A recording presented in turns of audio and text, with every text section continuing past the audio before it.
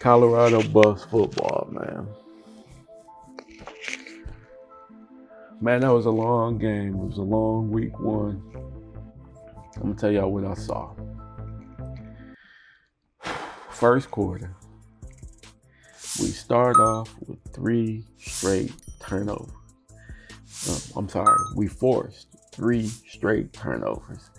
If you'd have told me the Colorado Buffs was gonna come in and force 2 fumbles and catch a pick in the first quarter of the game, I would have said we about to run away, blow Georgia Tech out, man. This is gonna be the easiest win there is, man.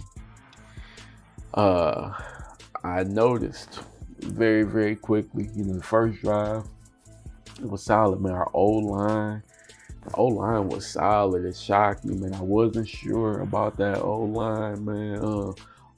Only because of the history of the O-line when they had Shador. It was terrible, terrible O-line, man. But yeah, they were pretty good, man. Definitely running the ball. They was creating holes. They was protecting Salters. It was definitely a really good line. There were some things that I did notice when it came to Salters. He had some bad throws early, when they got the few turnovers, man. There was a couple third downs and second downs, man. It was an easy completion. He had an overthrow or, just with some bad throws. I figured he had a little bit of jitters or whatever, but he did throw a solid touchdown pass. It was a little bit high, but they brought it down. I think it was, who caught the touchdown? Oh, the running back. It was Taylor. Declan Taylor caught that touchdown, man. Cool. It was pretty cool. But I think them first 3 drives, immediately the old coordinator for Colorado, I don't know if he already had low confidence because of the training camp or what, but the first 3 series, he lost all confidence in Salter's throwing ability. If you'll see after them first 3 series, and then Georgia Tech went down and scored, tied the game up. After those first 3 series, it was like, I don't even know. Every third and long, every time it was a passing down, second and long, third and long, where you'd be like, all right, let's throw it. Second and long, let's just hit a little 7-8 yard pass. It was bubble screen or quarterback draw. Every third and long was a quarterback draw. I have no clue what the fuck, why we keep doing quarterback draws on third and long. I get it, his legs is he can run the ball, cool. But the issue with that is you playing against a team that all they do, their quarterback, is the bubble screen, quarterback draw, RPO, just regular read option. He's the king of that. So if their whole offense for the last few years is predicated around that, the bubble screen, the RPO, the quarterback draw, that shit should have been the super last resort. Like after we done lit them up through the air, now we start putting some of that in. But it's like, how did you expect to trick that defense with those plays where that's all they see every day in practice? I have no clue what we was thinking with some of those plays, especially, jumping into that end of the game, that horrible last drive, man. Deion's fucking terrible, man. I don't know what the hell. I love Deion Sanders, man, but his clock management every single time there is a 2-minute drill, every time there's an end of game situation, clock management and timeout usage is abysmal. I've never seen something so terrible, man. The fact that we had a minute left and 2 timeouts and in 2 plays we was down to 18 seconds, that shit is mind-blowing. And we still had the timeouts. It was stupid. It was so stupid, man. So Deion gotta get better with the uses of them timeouts, man, and just having the troops ready to go, because that last drive was abysmal. You definitely can't have this, man.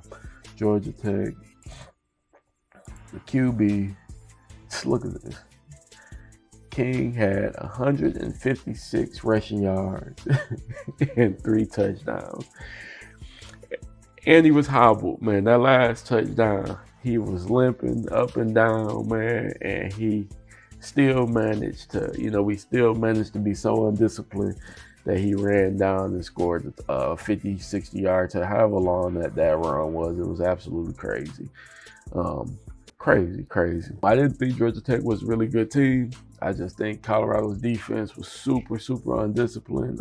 I can't lie, a lot of Deion teams seem to be undisciplined.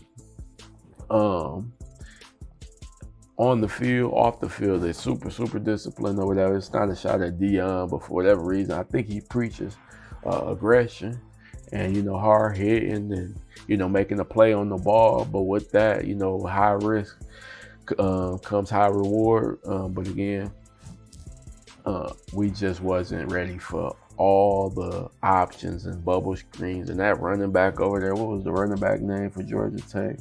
He was killing us on every play. Jamal Haynes, I believe it was. What's it hell? It looked like they had a litany of them that was running. I think it was actually Hosley, who I'm talking about. Who they was just all fast and little, and every time they handed off 5, 6, 7 yards, it was crazy. They was gashing us left and right. Again, Salters. Once they lost confidence, it's like he lost confidence in himself, man. It was so many plays where I'm like, hey, even the touchdown where he ran it in, if he would have hit, I think it was Draylon coming across the middle.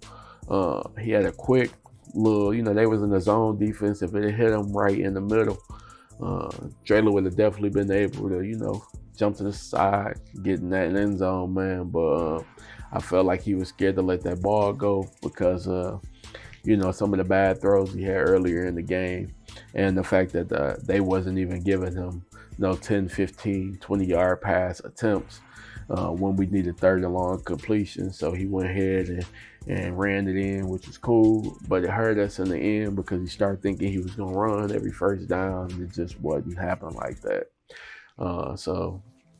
Overall, that game was I'm gonna give it a grade. I say it was a C- game, man, because I did see some solid things.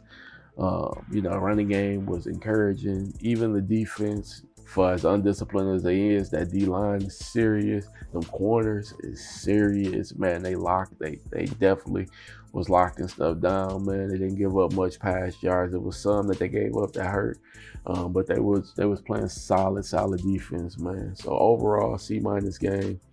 For the future, I'm not sure what the season gonna look like, because a lot of it, to me, if we can't pass the ball, I don't know what we're gonna do. Man. Our next game should be pretty easy. We're playing who do we play? Delaware, I believe. Terrible team. Definitely a game to get your confidence up throwing the ball. Definitely we gonna run it. I know Deion said he wanted to kind of control the clock with the ground game, and then also lean on the defense. That's cool and all, but I feel like it's a drastic change for the offense that had been there, from going from pretty much an air attack to 80-90% air attack to now we trying to switch to look like 60-70% run with very little pass. I know we're trying to cater to Caden Salter, but I just don't know if that's gonna get it done, man. If we're not gonna pass the ball with Caden, I'd much rather see Juju Lewis come in, because we know that boy gonna air it out.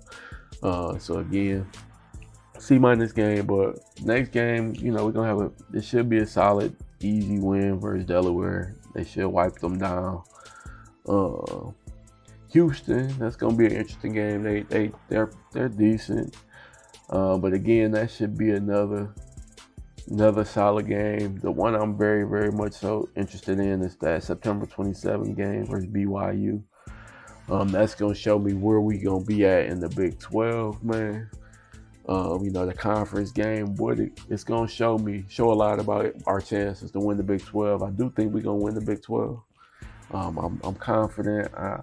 Iowa State looked good. But I think we can. I think we got a great chance at winning the Big 12 this year. Arizona State looked good. We'll see. We'll see how it goes. We'll definitely see how it goes. But again, I do think we need to have a pass game if we're gonna win this, though. We definitely need a pass game if we're gonna win, or whatever. So my prediction right now for the Bucks, I think they're gonna win the next 1, 2. A few moments later. It's gonna be a long season, man. It's gonna be a long season, man. Yeah, it's gonna be a long season, man. I can see us winning the Big 12. It's gonna be tough, though. It's absolutely gonna be tough. It's gonna all start with that BYU game. That BYU game, if we win that, I think we got a strong chance at winning the Big 12 just because of the confidence it's gonna give us. And then I really, really know what Caden Salter gonna bring, man. What Caden Salter gonna bring. I want to predict these games individually, but I'm gonna hold off on that. We're gonna hold off on it. We're gonna give it another week, man. We'll have an early review of that Delaware game, man. I'll upload another video for y'all and just go over what Delaware look like, what I think we gonna do, how we should dominate this game, but we'll go over what that's gonna look like. I'll get that to you in a couple days, man. But overall, Deion Sanders, man, he gotta manage the game better. Work on that game management, Deion. We need it. The defense, they get pressure on that quarterback. Them corners is solid. I predict a lot of turnovers, man. We gonna turn teams over left and right.